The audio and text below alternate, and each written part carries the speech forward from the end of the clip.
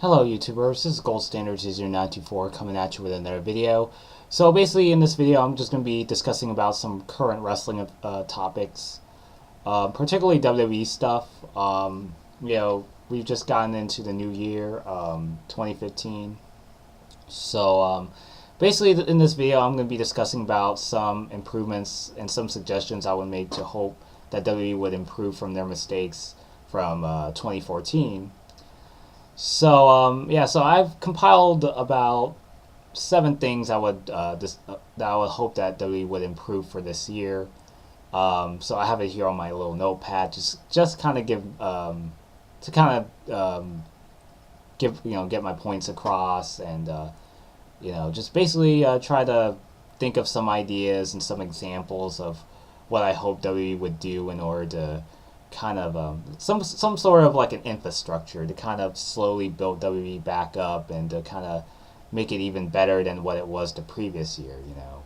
Because we have like New Year's resolutions, excuse me, which is trying what I'm trying to say there. So without further ado, I'm just gonna list some of those 7 bullet points that I have on my notepad. Now, the first thing I would hope that WWE would improve for 2015 are the less injury reports for a lot of WWE superstars. 2014, in recent years was a year of when a lot of wrestlers were out with injuries, and most wrestlers had to be out of action. They had to undergo surgery, and with WWE, with their schedule, they tend to you have all these people that are employed in the company to kind of travel around the nation or the globe, basically busting their ass off. There's barely any breaks. You have to, once you're done with this show, you have to you have to travel by plane or on the road to certain destinations where the next WWE venue or WWE event show would be held. So basically what I'm trying to say is, WWE tends, it's a pretty strict company, just kind of, with the wrestlers just wrestling very constantly, and, it gets, and a lot of times, you hear reports about wrestlers being hurt, and you can't really tell whether they're actually, they're legitimately hurt, or it's just some sort of minor pain that they're kind of going through, and that it's not as bad as it seems to be. You just hear a lot of 50-50 reports on that, especially with the wrestling dirt sheets. A lot of wrestlers, especially some of the top tier wrestlers like Daniel Bryan, most notably, after all the Rumble match fiasco, not winning the Rumble and not entering into that match itself, they had, Bryan having to go through a couple obstacles, having to beat Triple H and winning the World Heavyweight title against Orton Batista later that night. WrestleMania 30, that is. So they were gonna, after all that stuff, they kind of reconsidered their Mania plans. CM Punk, left the company because he didn't like the environment. He was very uncomfortable with the environment and just the direction that the company was taking. So it was a pretty somewhat of a downer year for WWE. A wrestler leaving, one of their top wrestlers leaving. Daniel Bryan going out with the I believe it was a neck injury, or he had to take time off because to kind of get his neck repaired, and turns out the surgery didn't go out as positive as it seemed. So, Bryan had to spend most of his, basically had to not only vacate the WWE World title, but, had to take time off and, had to recover, so he was unable to compete in their in-ring action. So they invested, WWE invested so much stock in this guy, and, now that he's coming back for the Royal Rumble, his first match back after, I believe it was Extreme Rules was his last pay-per-view appearance where he wrestled. Daniel Bryan, it turns out the surgery wasn't as bad as it made it out to be, and so it seems like 2015 is going to be a step up from last year, hopefully. Um, yeah, so I would like to see maybe less injuries from a lot of the W superstars. Um, even Roman Reigns and Randy Orton, Sheamus, all those guys also got injured as well. So, I think I might have mentioned Wade Barrett. Um, yeah, so hopefully, like I said, less injuries, and because normally that kind of affects the booking of of where certain wrestlers should be booked. Like they should be like they have like long term plans for them, and then they have to scrap them because someone got hurt or somebody did something that they shouldn't be doing, and all that stuff. So hopefully, there's a WWE this year has a more consistent flow in terms of the direction that they're going, because it's like they're going back and forth and thinking things on the fly, and that was kind of one of the problems that WCW had in the last couple of years. But yeah, but then again, I'm just kind of digressing. But yeah, so like I said, less injury reports. Second thing I would hope that WWE would improve on is a little more investment in tag team division. So WWE's tag team division, hasn't really been anything groundbreaking in many years. A lot of tag teams that they brought in end up breaking up within a couple months. Like most of the time, they're kind of floundering, or they probably get like a tag team title opportunity and then they come up short, so they just kind of flounder, kind of get lost in the mix. They aren't utilizing certain tag teams to their full potential. So it gets to a point where they consider splitting up splitting up two wrestlers. Especially last year when they broke up the primetime players. Just a random breakup. When Titus O'Neil turned on Darren Young, and even after they had their match, they just weren't really doing as much. Darren Young went out with an injury. Titus O'Neil kind of floundered, and he's teaming with Heath Slater, but even then he's not really doing anything noteworthy. Yeah, this is why WWE hasn't really always had this tendency of just breaking up a tag team before they could really have them live up to their full potential. They just kind of give up on them and stuff. Yeah, so Shield broke up, even though they were kind of like a faction, but that was kind of bound to happen eventually. Yeah, so I mean the tag team division, it's kind of decent so far. I mean, there was only one tag team at least that they kind of that WWE put a lot investment in, and that was the Usos. Yeah, so they gave them like a tag team. They gave them the tag team belts. Winning the belts from New Age Outlaws. So that was kind of like the first step into kind of improve and kind of give the tag team a little more mystique, a little more something to kind of get the viewers excited for, like when they come out. So I mean, at least I'll give them that. They brought in the Ascension. I'm not too familiar with their work with NXT, but from the way WWE is presenting them as, it seemed like they want to kind of make them like somewhere along the lines of the Legion of Doom, or basically the Road Warriors.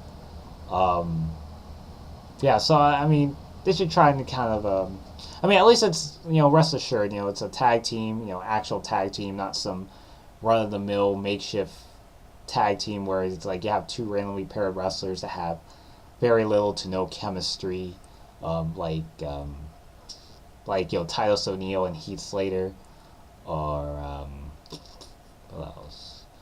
I'm probably gonna get a lot of hate for saying this, but maybe the Miz and Damian Mizdow. I mean, I like some of the stuff that they do, but they don't really scream like tag team wrestling, as in they don't make you think that they're going to be a team that's going to last for like 5 to 10 years, basically.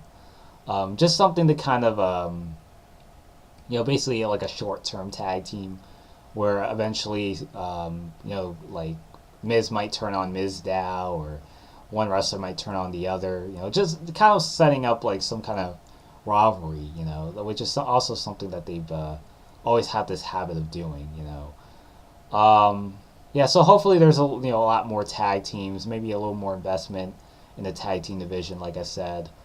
So the Ascension, also kind of a good start.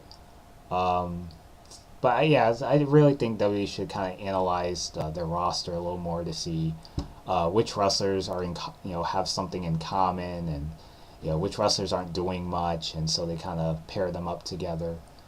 So yeah, hopefully the WWE improves their tag team division and makes it even better than it was in last year.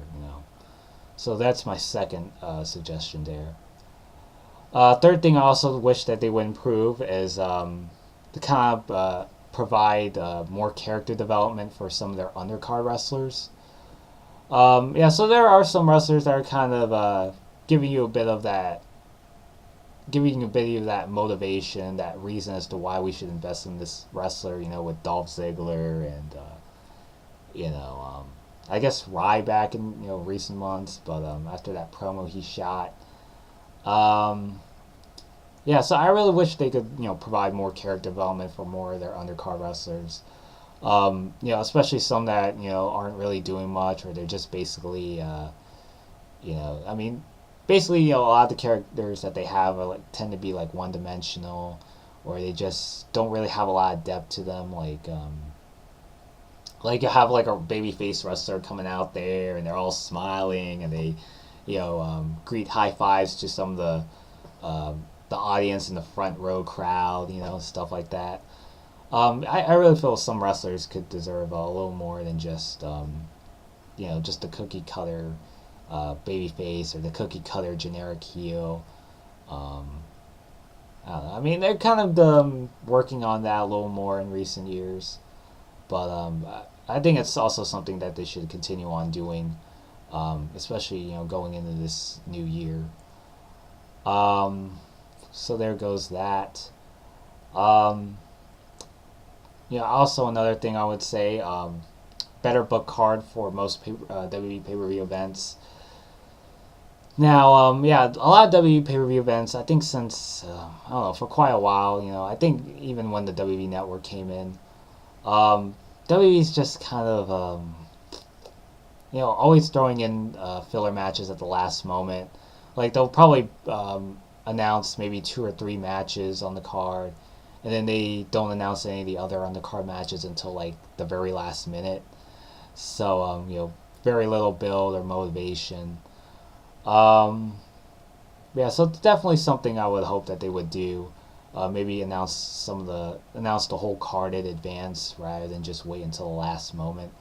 Um, yeah, so basically maybe better book card for most pay per view events, and what else I want to say?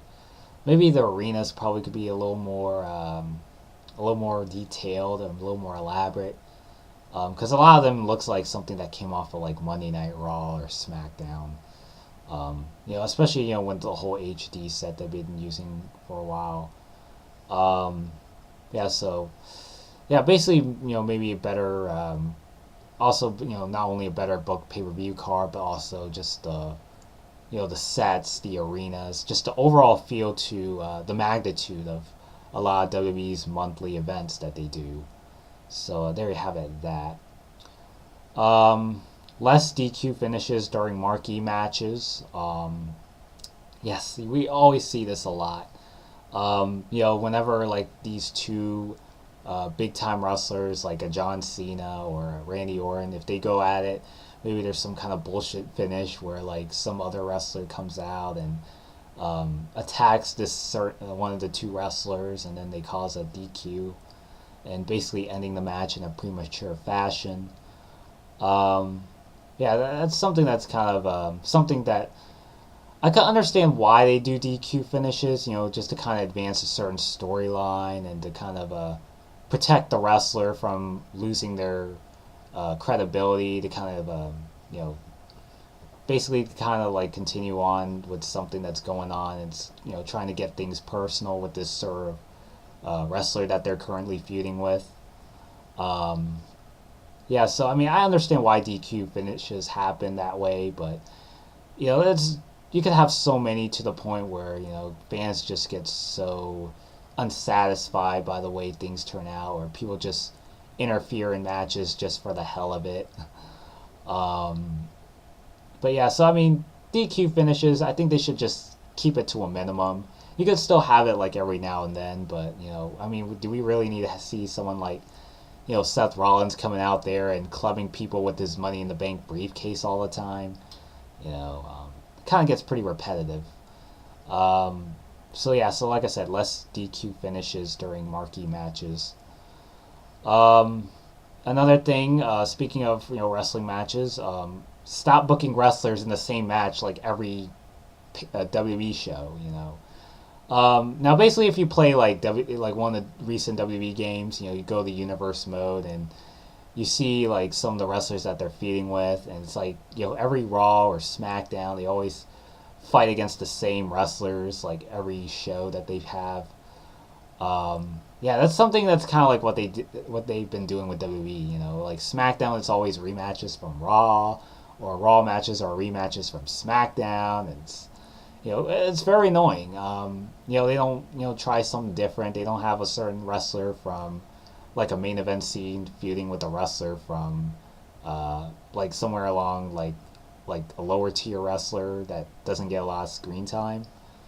Um, like for a lot of when you have like someone like in the main event scene fighting like like John Cena and Roman Reigns feuding with nobody else besides the Authority, it's like John Cena and Roman Reigns, like they team up, they fight one of the Authority members in a tag team match, and then they kind of mix up the wrestlers around, like John Cena versus Kane, Roman versus Kane, or vice versa. Yeah, when they have like wrestlers just fight nobody except the people that they're feuding with, it just gets very annoying, and people just want to see something else. Like what if John Cena fought like Cody Rhodes or somebody, or some any wrestling match that where two wrestlers haven't fought a whole lot. It wouldn't hurt to have them feud against someone else besides the people that they're feuding with. Do we need? I mean, we don't really need to see like the same wrestler fighting this certain number of wrestlers in many different forms. Yeah, so that's also kind of a problem that I have with a lot of their matches that they book. Um, yeah, so that's something I would do, is maybe stop booking wrestlers in the same match and maybe have them feud with someone else. So there you have it. That. Um, and lastly, the one I have here is trimming down the length of promos for weekly TV events. Yeah, so this is basically something that's been going on since the Attitude Era, where they always open up with a segment and they drag on for like 30 minutes and just trash talking other wrestlers, and they take so long in their promos to kind of get to the point and just elaborating just for the hell of it. Um, I mean, this is a different time, like I said, and a lot of the wrestlers, with all due respect in this day and age, um, you know, they just can't seem to get to the point. And a lot of these promos, I guess you could call it like the Triple H promo, where it's like everyone's talking for half an hour, and then like every other wrestler is trying to talk just as long as he does in his promos, and they just don't get to the point until like the last, like around the 25-minute mark, just to kind of estimate it. Um, yeah, so maybe trim down the length of promos. And also, maybe restructure the format of the shows as well. So I guess another thing I was also that I also kind of left out from the bullet points I had on here. So yes, also something what I mean by like reformat or restructure the tone of the show. Um, like maybe like open up with a wrestling match. Instead of having someone like the Authority open up a segment on Monday Night Raw every week. You can also have maybe like a opening match to kind of get the crowd excited. Um, so basically, what I'm doing here is like Monday Nitro. Monday Nitro would often open up with like a cruiserweight match, or some sort of like other attraction match to kind of get fans excited. Um, it's something that WWE kind of forgot about doing. Especially ever since their um, ever since they got big with that era. They kind of been afraid to change things up. Ever since the era that made them that brought them back in terms of popularity. Um, yeah, so maybe like switch around the segments and trim them down and just have a very short, sweet, to the point. Doesn't have to be drawn out or anything, but just kind of if you want to do like a big announcement, just have them do it like at the top of the hour or so. I mean, or different points of the show. I mean, just kind of get the fans excited for what's going to come, and what segment that a big like a main event wrestler is going to say. What's he going to come out and basically address the fans, and how it's going to advance the direction or the storylines that go by. Yeah, so that's basically what I would do. Just kind of restructure the weekly TV event around, and stop being too constantly formulaic all the time. So yeah, so that's basically all my ideas I have for my improvements for W 2015. So it's not going to be a perfect year. There's no such thing as perfect, but there's always going to be something that's going to kind of screw it away. But let's just hope that it's for the better. Hopefully it's a lot more satisfying year. It's a lot more watchable compared to what happened last year. I mean, there were some things that were still pretty cool. Some of the wrestling matches that they had on Raw were pretty good. The Dean Ambrose, Seth Rollins stuff was, they had a pretty cool match on Raw. The Shield and the Wyatts, that was pretty cool too. I mean, there's there's always some things that they should keep from 2014 and carry into 2015. Just kind of, keep doing what they did that made, keep doing what they do, like from last year. There's always something positive that came from 2014, and hopefully they carry some of the good things from 2014 into, this year, 2015 that is. So, yeah, with that rambling aside, that's really all I have to say. That's basically all my suggestions. Hope you stuck around long enough, and thank you guys for watching. Until next time, Gold Standard 0924 signing out.